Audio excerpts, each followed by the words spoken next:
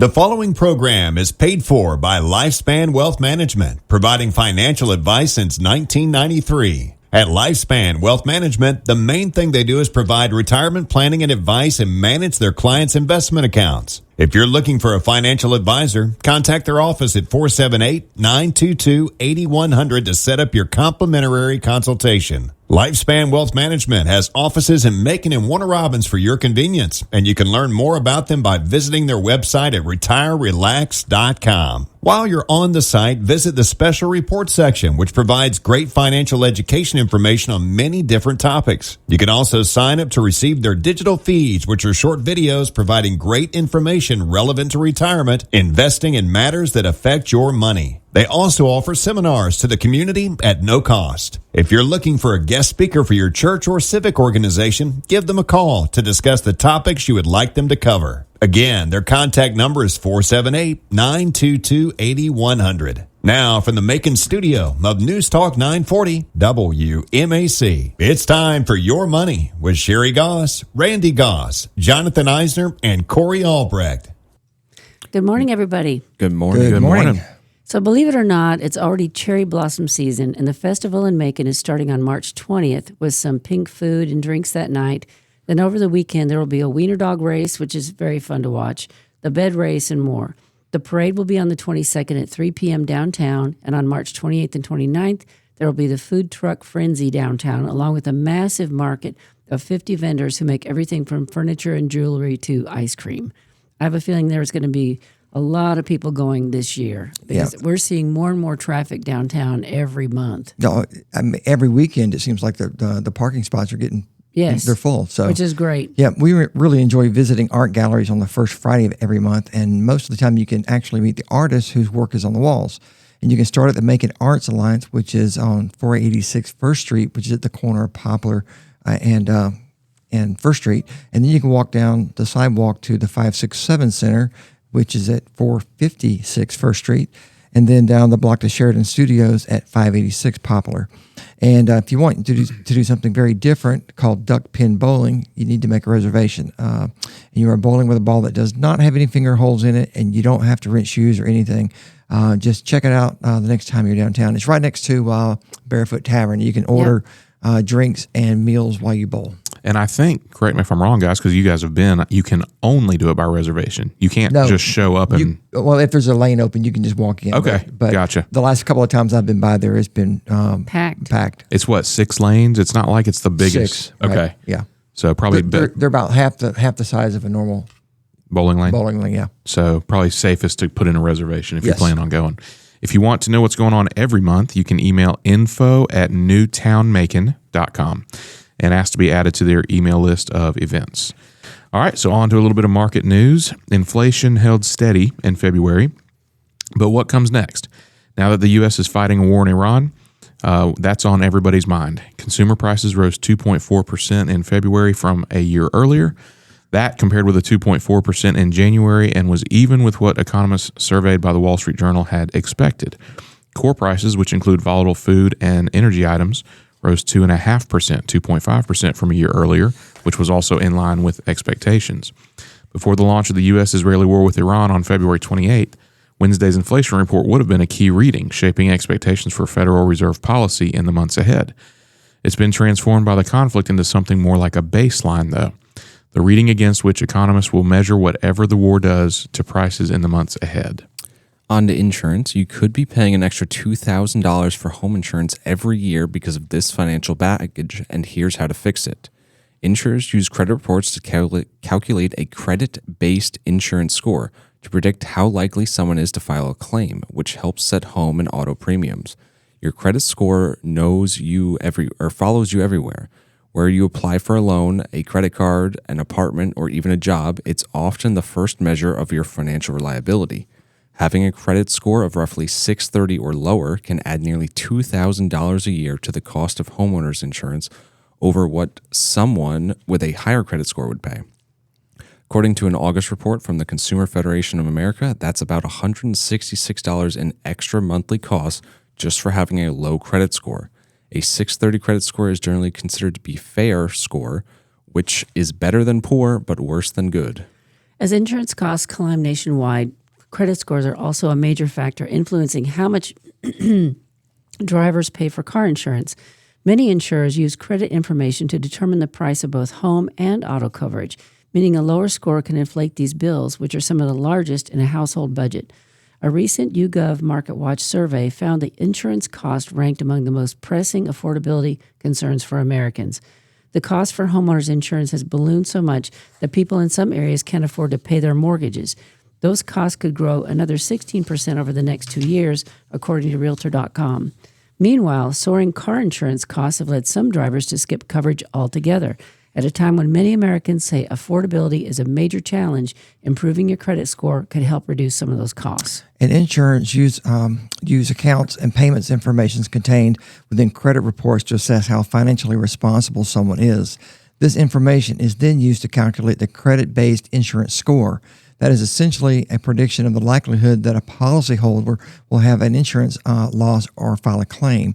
Risk-based pricing ensures low-risk policyholders don't subsidize high-risk policyholders, said Mark Friedlander, Senior Director for Media Relations for the Insurance Information Institute, a nonprofit supported by the property and casualty industry. It's an actuarially sound approach to rate risk and is one of the many factors insurers use to price a policy. This insurance score is considered along with factors such as policyholders' age, zip code, property value, claims history, and driving record when insurers set premiums for home and auto insurance. While policyholders with low credit scores are penalized the most, those with average scores of around 740 still pay about 39% more in homeowner insurance premiums, or an extra $792 per year than people with high credit scores of around 820. Each state has its own insurance regulator, so credit-based premium fluctuations vary depending on location. California, Maryland, and Massachusetts have banned insurers from using credit scores when setting home insurance premiums, but policyholders with low credit scores in Pennsylvania and Arizona can expect to pay 181% and 168% more, respectively, than those with high credit scores. Credit scores influence far more than just loans, and improving yours could reduce some of the largest costs of home ownership. Identify and address any negative information on your credit report, such as collection accounts, late payments, or bankruptcies. Consumers can obtain their credit reports from the three major reporting agencies for free as often as once a week at annualcreditreport.com. Armed with that information, they can then dispute inaccurate items with the credit bureaus and contact creditors to set up payment plans or settlement agreements for outstanding debts. From there, building consistent habits can gradually lift your score. That means making every payment on time, keeping credit card balances well below their limits, and avoiding unnecessary new credit applications. Even small changes like paying down balances before a statement closes or automating minimum payments, those can help improve your credit over time as well. And I'll say this too, because I've worked a lot in life insurance over the years.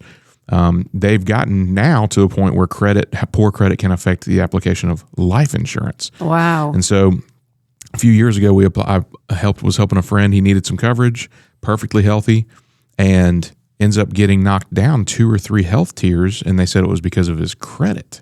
Wow. And Seems so like I it's called just the an underwriter. excuse. Yeah, how did they link that to? So I called the underwriter. I said, "How on earth? This guy's fit. He's in shape. He's young." And they said, "Well, his credit is awful." And it turned out that it was his wife who had sunk a business a few years prior, and her credit sunk their credit. And they said that people with low credit like that are more likely to have, I don't know, it's morbid, but maybe suicidal tendencies or something like gosh. that.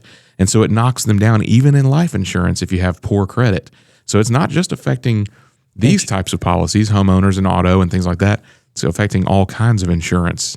So Well, put in that context, I can see it. but in Wow. that I understood it too. Now the underwriter ended up working with me and we got that guy helped. But Oh, good. that they are looking at this stuff.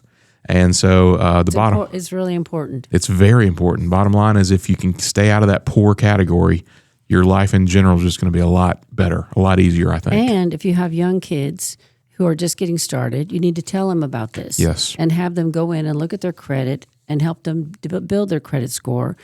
so they can actually buy something someday like a house. Right. Because I've met people that have no credit whatsoever and they want to go get a mortgage and they can't get one because they have no credit history. We talked about maybe 6 months ago about getting your children on credit cards with you. And so that when they go off to college as authorized users. So when they go to college, and my son's approaching this. So we're going to get one, put his name on it. And then that way he can start building his credit for his latter teen years and early 20s. Teach him while he's at home, while he's got some parental guidance on the spending limits and not going buck wild once he leaves the house. For sure. When we just talked about it last night, so it's very fresh on our minds. So that may be something we'll be doing this weekend. You had asked what we're doing this weekend, so we might be doing that. Applying for credit cards for our son. How fun. Very exciting. That's awesome. All righty. AI t-shirt could detect hidden heart risks. Your next heart test might not happen in a hospital. It could start with something you pull from your dresser. Researchers at Imperial College London are developing an artificial intelligence-powered T-shirt that monitors the heart for days at a time. The mission is straightforward: detect inherited heart rhythm disorders that often remain hidden until it's too late. I just met with a client yesterday who had a heart attack and didn't even know what he was having. He didn't have any chest pain. He had a headache. And he went to the hospital. He was dizzy. He was dizzy and disoriented and went to the hospital, and he'd had a heart attack with no other. Yeah, I just was blown away by that. Anyways, most people who receive an electrocardiogram spend only a few minutes connected to sensors in a clinic. The test captures a brief snapshot of the heart's electrical activity. That snapshot works well for many common heart issues, but it also creates blind spots when it comes to inherited rhythm disorders. Extended monitoring chart changes that equation.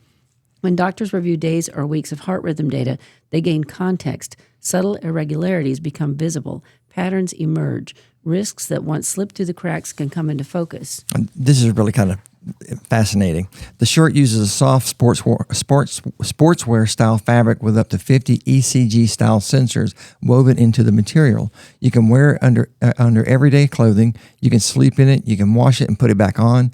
Instead of collecting a quick reading, this shirt records continuous electronic signals from your heart. Artificial intelligence then analyzes the data patterns and link to inherited conditions.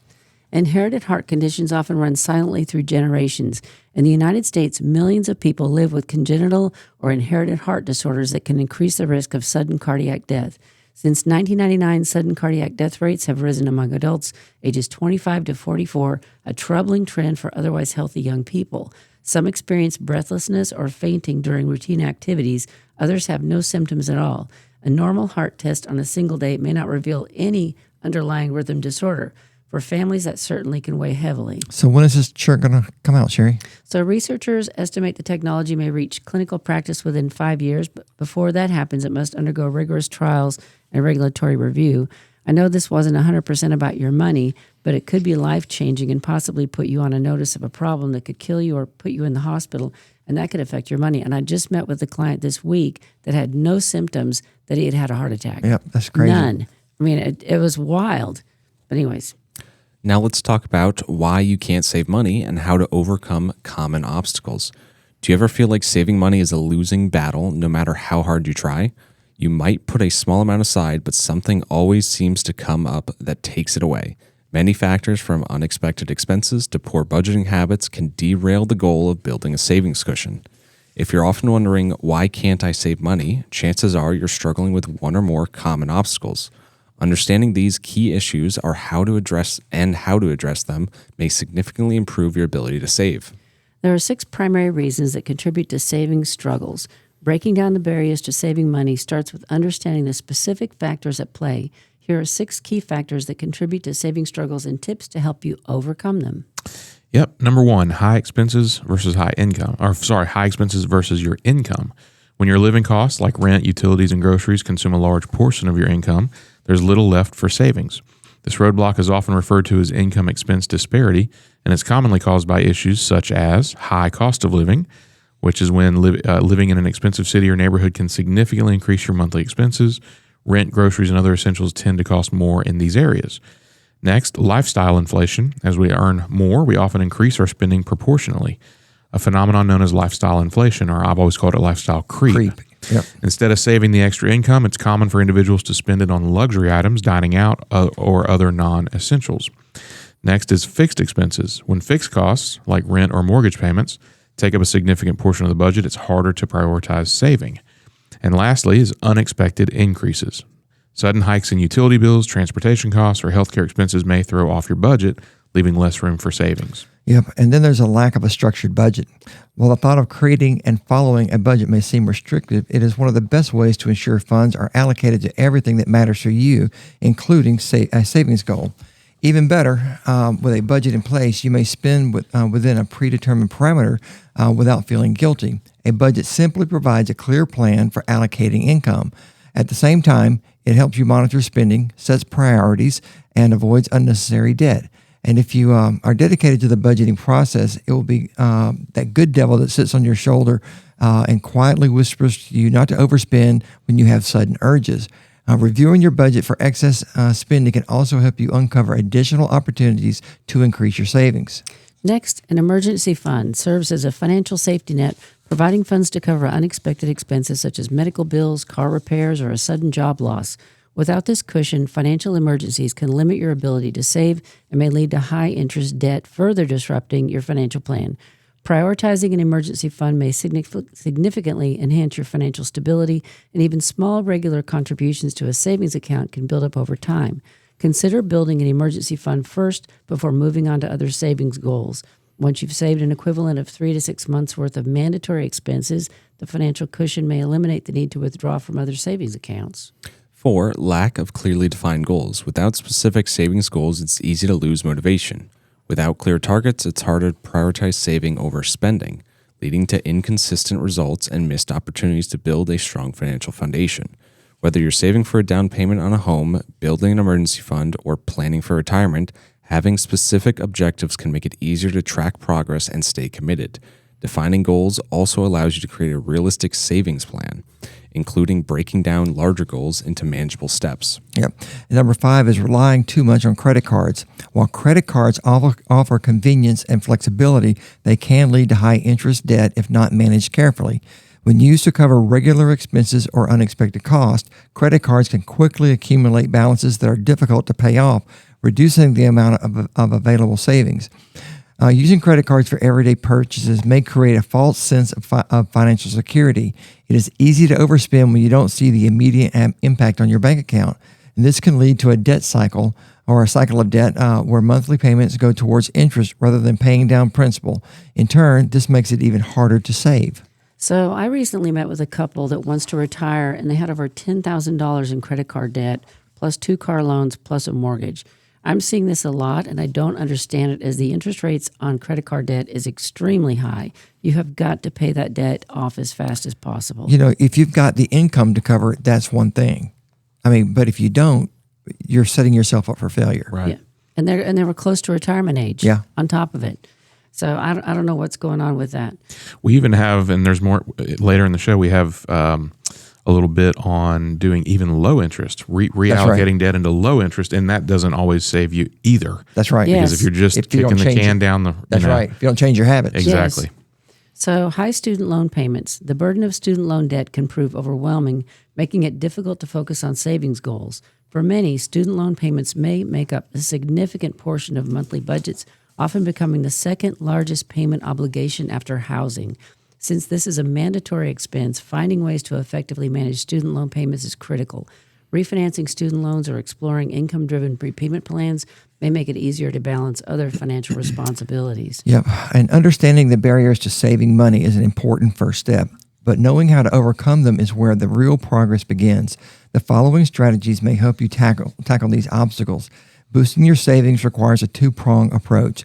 First, increase your income. That's if possible. And managing expenses. Combining these two efforts helps ensure that you have extra funds to deposit into a savings account.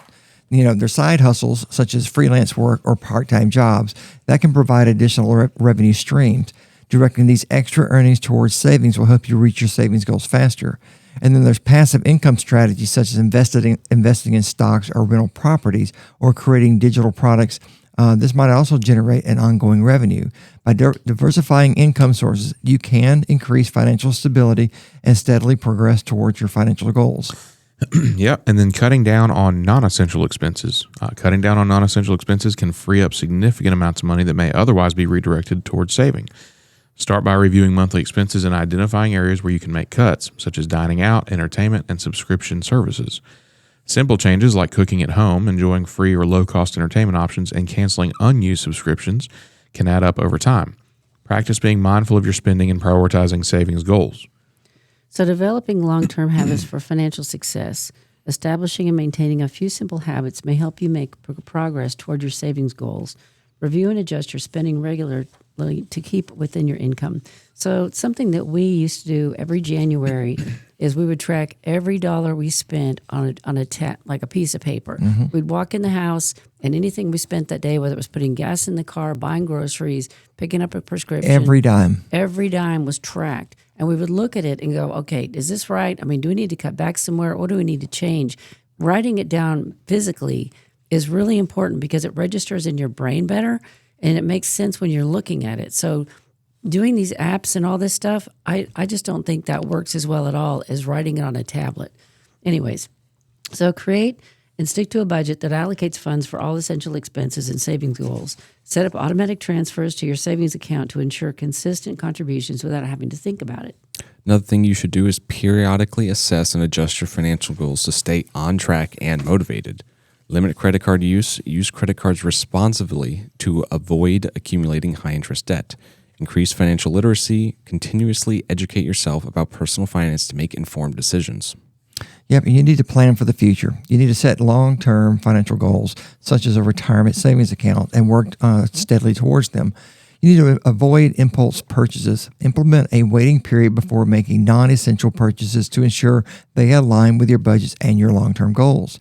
And take control of your financial future by recognizing the factors that affect your ability to save. And you can develop strategies to address the challenges that you're facing. You're the one who has the most control over how you spend your money. Yes, married couples share that responsibility, but it starts with you. Increasing income, managing expenses, and developing positive long-term financial habits can help make your progress towards your savings goals. Excuse me. All right. I would love to hear your opinion on this next one, this next topic that we're going to discuss. And you can email me, randy@rfmoney.com, with your thoughts. The Senate has a new bill that would force large investors to sell homes. In a bipartisan bid to make home ownership more affordable, the U.S. Senate is aiming to restrict the industry that builds homes just to rent them. Senators recently inserted a new provision in their latest housing legislation that would require large single-family home investors to sell their newly built rental properties to individuals within 7 years of completing them. Yep. Obviously, investors and builders were blindsided by this and say it would effectively dismantle the single-family rental business for large companies and real estate investment trusts. They believe it will ultimately lead to higher housing costs.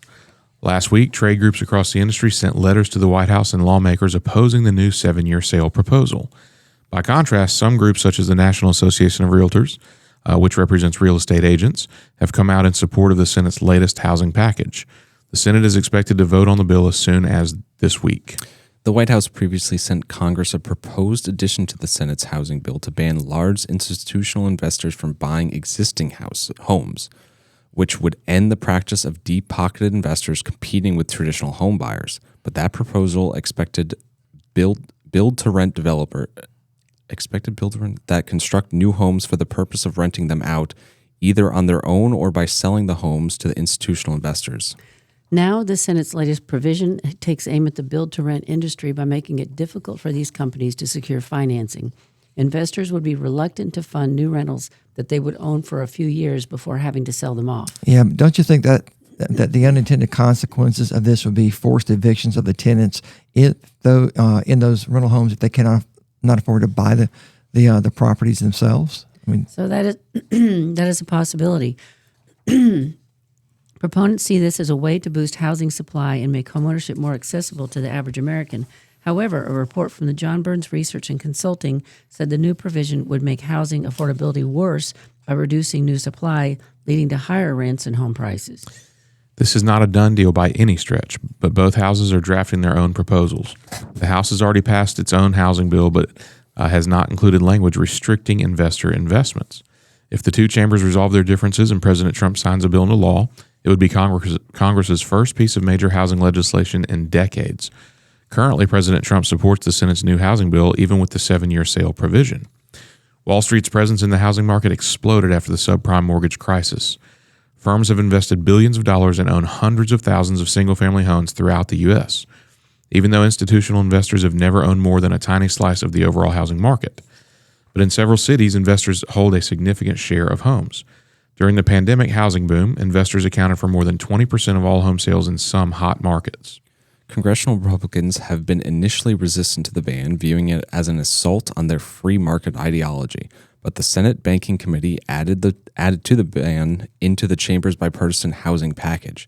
If the Senate passes this bill with the current 7-year sales provision, parts of the housing industry might end up opposing the entire housing package, while they have avidly supported for many months that it has been in the works. I imagine there will be some serious challenges to this if passed regarding property rights and federal interference with private commerce. And since institutional investors own 2 to 3% of all single-family homes, they will not meaningfully lower prices in most regions. You've been listening to Your Money, brought to you by Lifespan Wealth Management, proudly serving Middle Georgia for over 30 years. Our mission? Helping folks just like you plan for a secure and stress-free retirement. Need a trusted financial advisor? Call us today at 478-922-8100 and schedule your complimentary consultation at our Macon or Warner Robins office. Want to learn more? Visit us anytime at retirerelax.com. Because when you plan smart, you can retire and relax. And here's something extra. We offer free educational seminars for the community. If your group needs a guest speaker, give us a call and let's make it happen. That's 478-922-8100. Now, let's get back to the show. All right. Let's talk about scams for a second. And we must talk about this today. And this is one that we were personally targeted. And so our company, the company name and the Retire Relax slogan are both trademarked with the U.S. Patent and Trademark Office. And and every so often we must get these reapproved. Well, this is not as simple as renewing a corporate name with the Secretary of State's office online. The approval of Lifespan Wealth Management, Inc. is actually in the home stretch of it being done, and we started that in October of 2024. The renewal of Retire Relax has taken over a year. Well, this past weekend, we received an email supposedly from the U.S. Patent and Trademark Office stating that we needed to call them at 9 o'clock Pacific Standard Time to go over some information to ensure we have properly trademarked the name to protect for all types of commerce, to include e-commerce. The email was extremely good, well-written, and contained lots of information about the company and the trademark. It was complete with legal and privacy notices. So we gave them a call, and they told us that we needed to pay. We didn't have e-commerce checked off, and that we had to pay an additional fee. So, and we were supposed to call back in 10 minutes. So we hung up the phone. So we stopped and we took a look at the entire email, and there was a big giveaway. It was in the email address. The first thing you see when you look at the email address is uspto.gov, which is what you would expect. And then there was the unmasked email in the brackets to the far right of that. And that email contained a link that is used by the USPTO, except that the last 3 characters was .com. And if this really was the U.S. Patent Office, it would also have had the .gov like it had at the beginning, where it displayed uspto.gov. The moral of the story is slow down and look at all the details in messages. Scammers can access a lot of information from government websites, which enables them to create believable messages. And if you're in a hurry, like many of us are, you can easily forget to check the things that quickly identify the real thing from a fraud. They were able to spoof the name and the email address, but was not able to hide the real address. But a lot of people read right past that. Yep. And honestly, we read right past it to start with. But when we took the time and slowed down, luckily we didn't call them back. So please slow down. And since I mentioned spoofing, let me discuss this a little bit more. And before I jump into this, I want to give credit to this guy on YouTube, and you can find him by searching Pleasant Green. This guy appears to make a living by hacking the hackers, and you can learn a lot about hacker operations and become better at spotting these scams by watching some of his content. And a bonus is that it's pretty entertaining. And if you get a call that looks like it's official, it doesn't necessarily mean that it is. Scammers can spoof the numbers to look like anyone they want. It could be at the IRS, the FBI, Microsoft, your mom, anyone. Scammers will lure you sometimes with a pop-up on your screen telling you that your computer has critical errors and you need to call Microsoft Help Desk ASAP, and they'll correct the problem. I mention this specifically because in the last few months, we have had clients become victims of this scam. Now, let's say you're at home or at work minding your own business and you suddenly get an urgent notice on your computer screen informing you that your computer has a major problem that requires you to contact the Microsoft support team.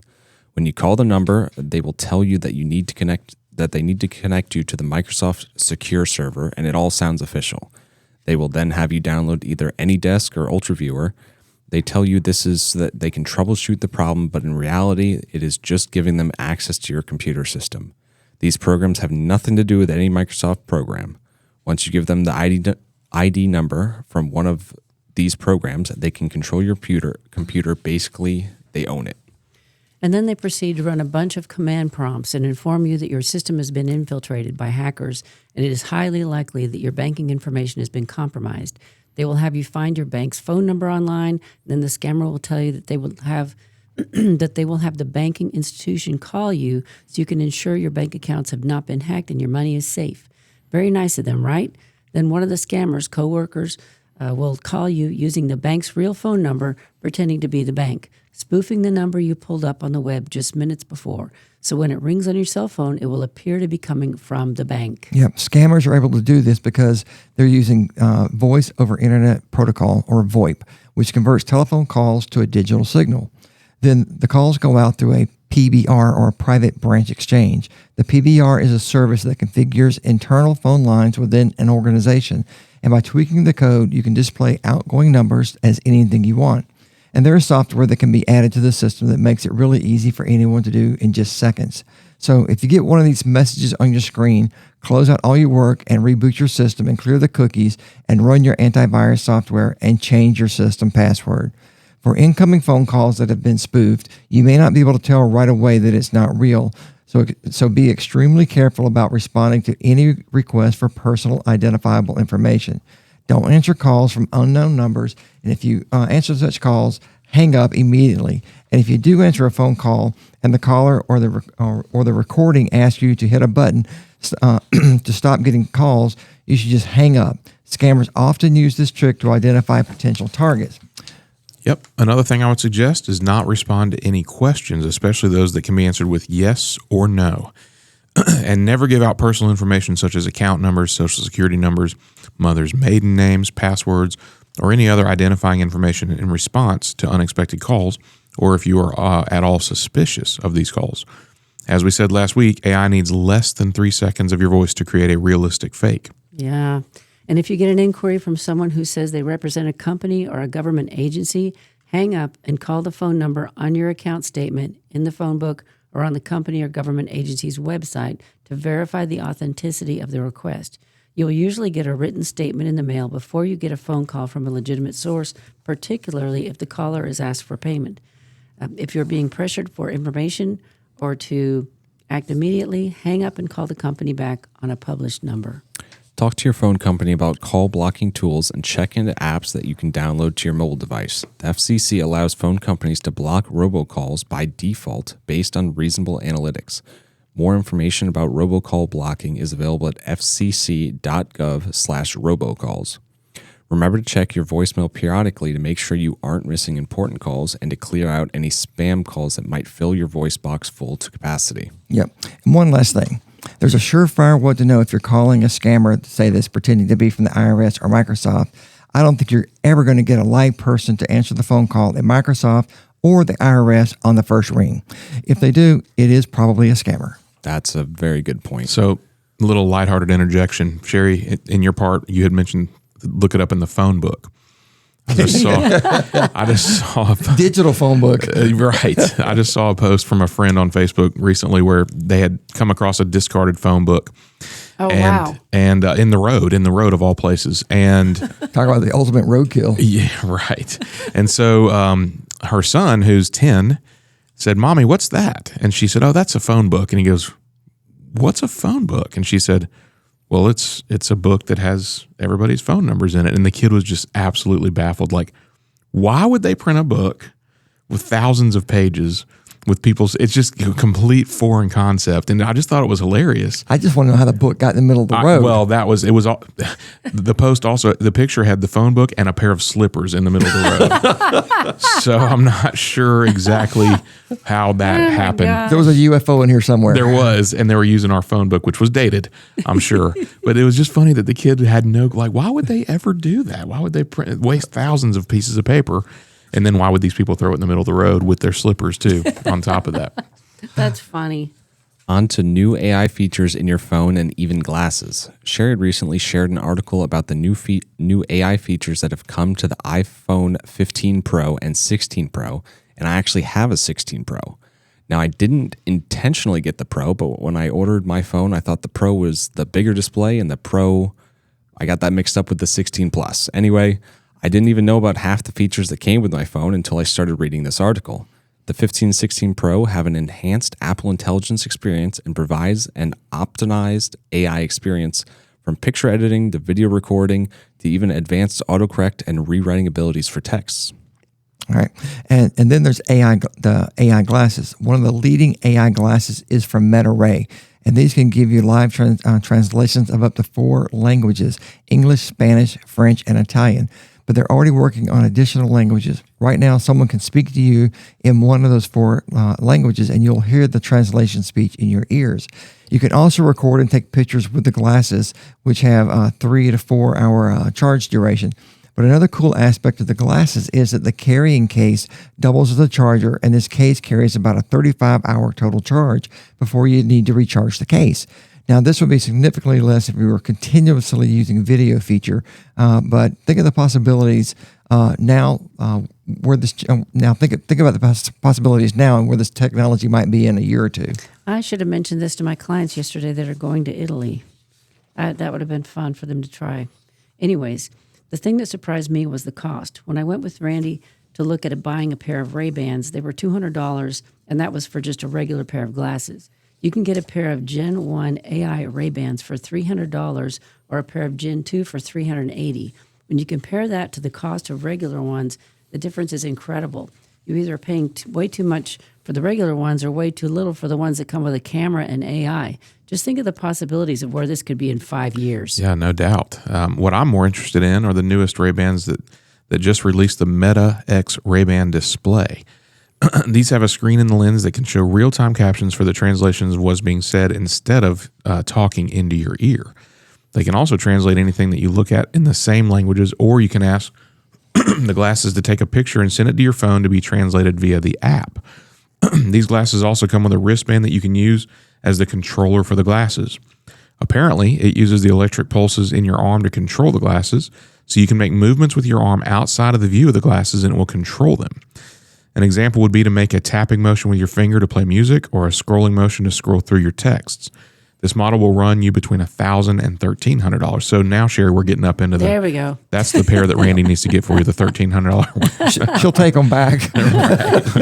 Oh, gosh. Yeah, one of my friends actually has a pair of these new ones and he loves it. He said that he uses them all the time, and his favorite feature is that you can use it for directions. Where he lives in Florida is a very walkable area, and instead of walking around with your phone out and having the directions up glued to your face, it'll display it on the glasses, and you can enjoy the walk instead of staring at your phone when you're approaching a corner. You know, if like people that. will not be looking down and walking into you in the grocery store, I'm up for everyone getting a pair. Yeah. If I'm not mistaken, the screen projection is only on one of the lenses, so that you can actually be able to see, and it won't take Normally away have the from other what one. you're able to see, really. I think that as they continue to update and expand the features, it will become an increasingly integrated into everyone's life. And I don't think that most people in their day-to-day life run into issues of needing to know how to speak multiple languages that they're not familiar with. But imagine how useful this would be to, say, a nurse that could potentially have multiple people come in that don't speak the same language but need help. That's a really good idea. That's awesome. All right, changing gears, a Gallup poll published earlier this year lists the top 6 financial concerns for Americans. As you might expect, it was all about the high cost of living. Shocker. The poll reported that 62% of adults worried about inflation, housing affordability, and not having enough money for retirement. Daily financial stress is causing roughly 1/3 of Americans to lose sleep, with 51% living paycheck to paycheck. Topping the concern list was inflation and cost of living. About 33% of Americans indicated that they have significantly less money due to these rising prices. While some prices have come down, the overall costs remain very elevated. Next on the list is housing affordability. Renters are facing extreme pressure from rising rents while high interest rates make buying a home difficult. Soaring home prices and rents have severely outpaced wage growth and has forced millions into a level of financial strain they never had. And this increase has been sudden, the result of housing instability and in some cases homelessness. The new norm for housing costs has outstripped increases in pay in a lot of areas across America. Yep. And interestingly enough, retirement savings took third on the list. A whopping 68% of Americans are worried about not having enough money to retire, and many fear that they will outlive their savings. The preceding 2 categories, high cost of living and increased housing costs, are consuming the funds that many were setting aside for retirement. And fourth on the list is debt management. Nearly half, or 45% of Americans, are worried about managing their debt, with many carrying significant credit card debt, averaging managing their credit card debt. Total credit card debt increased to $1.28 trillion by the end of 2025, and the average household was carrying a balance in excess of $11,400. That's insane. Yep. Sadly, many cannot make headway on paying down this debt due to the increased cost of living expenses. Then there is the cost of health care. Roughly 60% of Americans are worried about affording medical services, insurance, and prescription drugs. Healthcare costs in the U.S. have experienced a significant accelerating upward trend over the last 3 years, 2023 to 2025, with total national health spending per capita rising by approximately 18 to 20% cumulatively during this period. Many opt not to carry medical insurance, even major medical, because the cost is prohibitively high. Medical insurance quotes for 2 employees in our firm. These are young, healthy people, and the quote came back at $33,000 per year per person. There is no way a young family can afford these high premiums. Anyways, fewer than half of Americans, roughly 41 to 47%, have enough cash savings to cover a $1,000 emergency expense, with about 27% having no emergency savings at all. I know this sounds dire, and for many it is so, but I would say that it's time to focus on what you can control. Out of this list of 6 items, there are 2 that you have direct control over. Those would be debt management and emergency savings.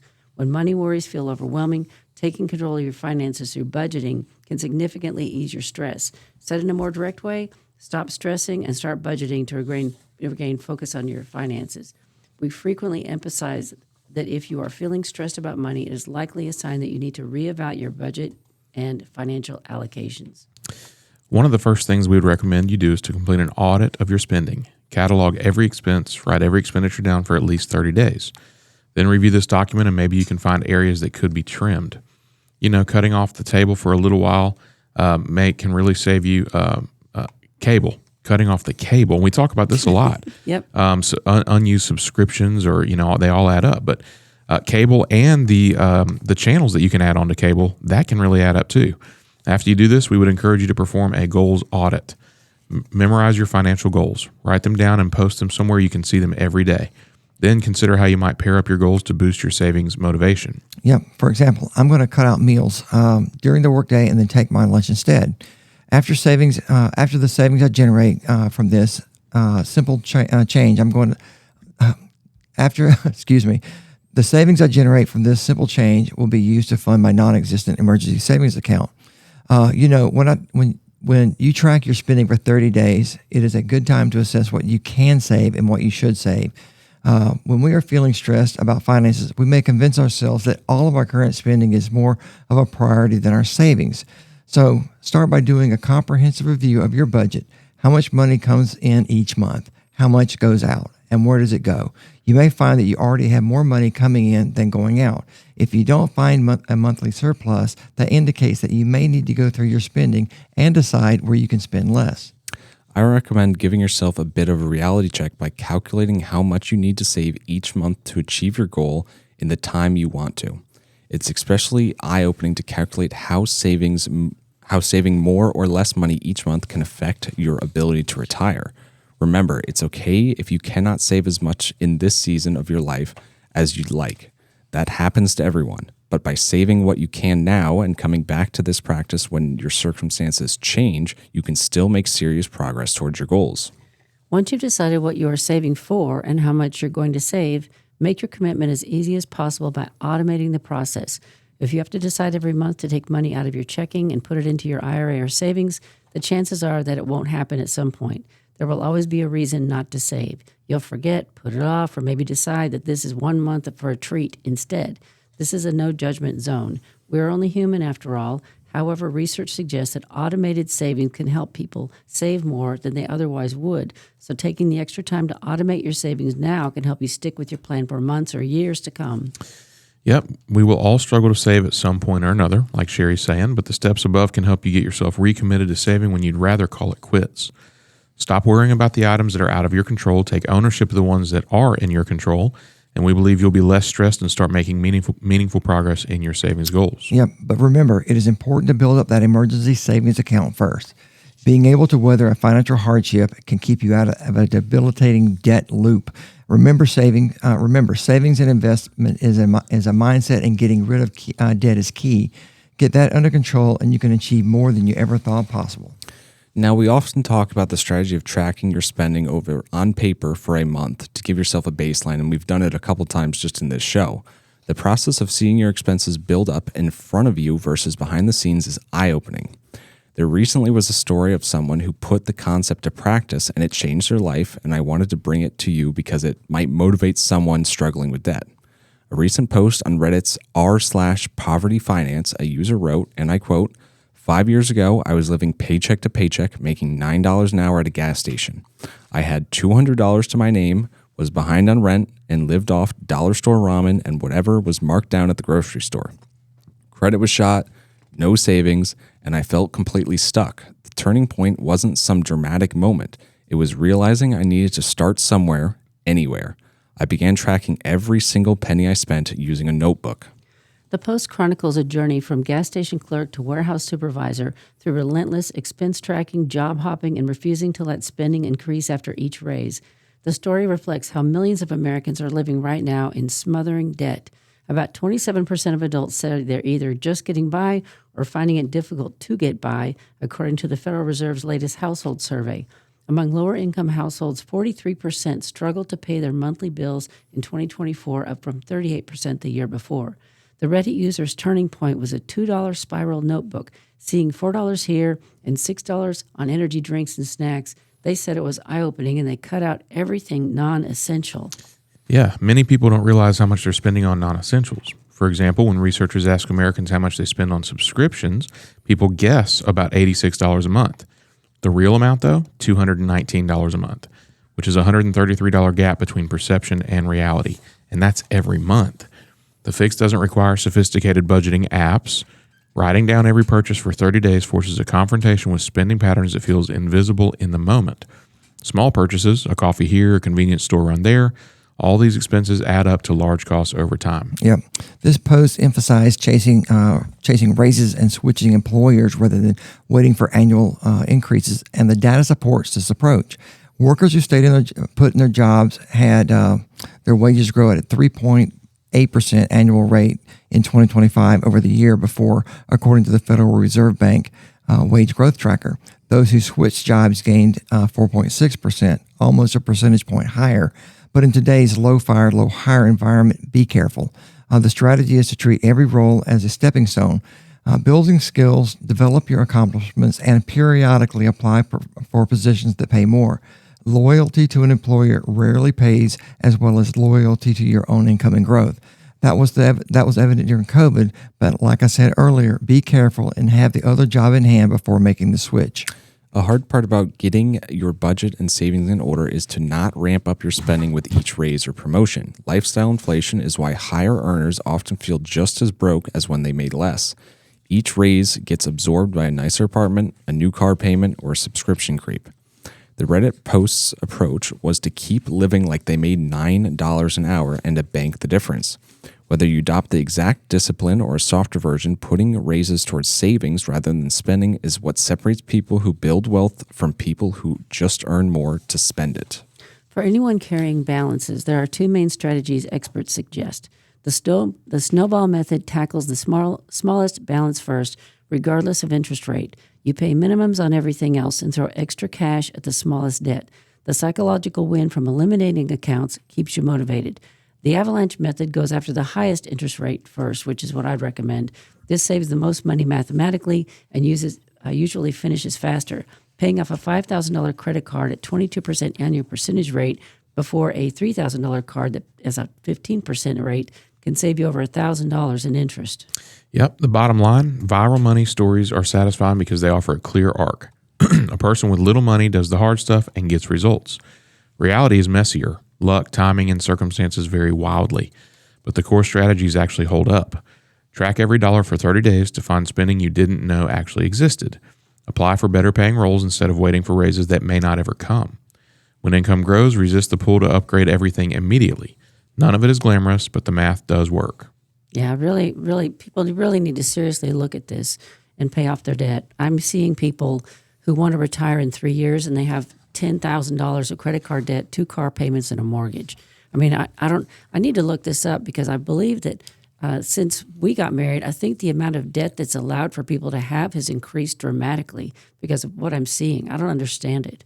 I need to look that up. But anyways, so we're always on the lookout for ways people can get education and training cheaper or ultimately for free. In the past, we've highlighted the Georgia governor's high-demand career field training initiatives, and today we bring you another.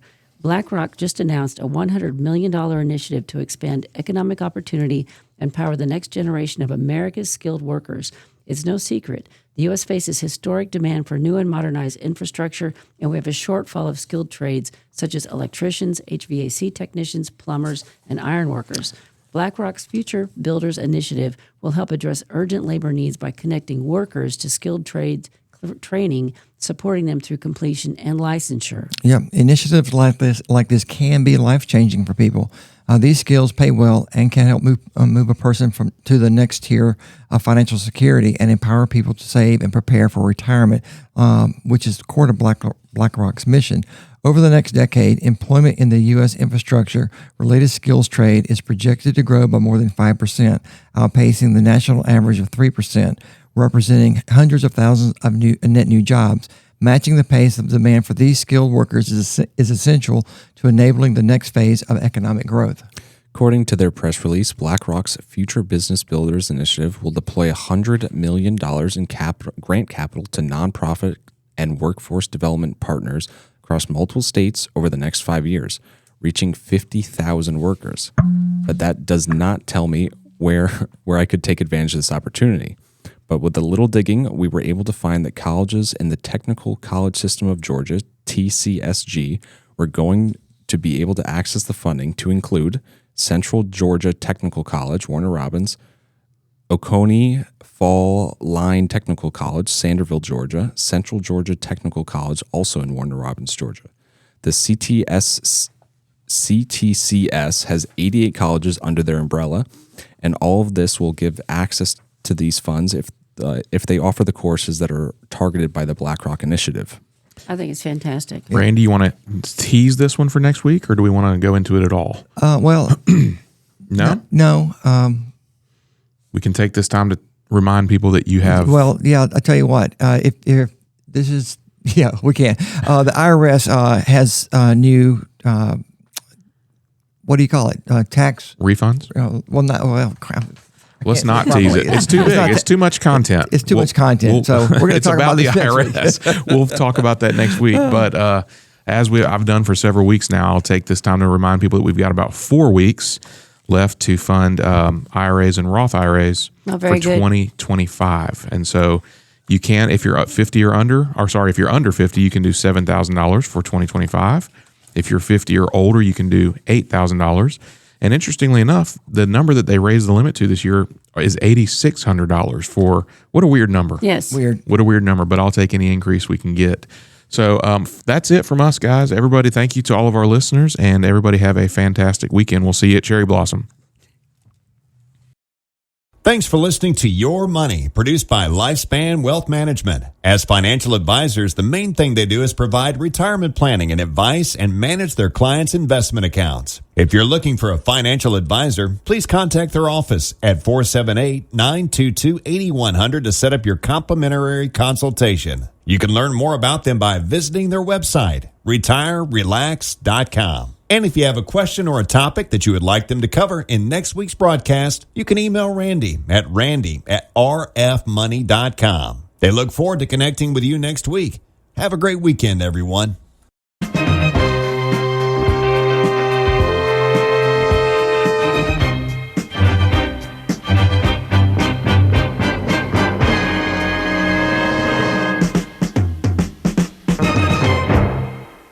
Securities and investment advisory services offered through Osaic Wealth Incorporated, member FINRA SIPC. Osaic Wealth is separately owned, and other entities and or marketing names, products, or services referenced here are independent of Osaic Wealth.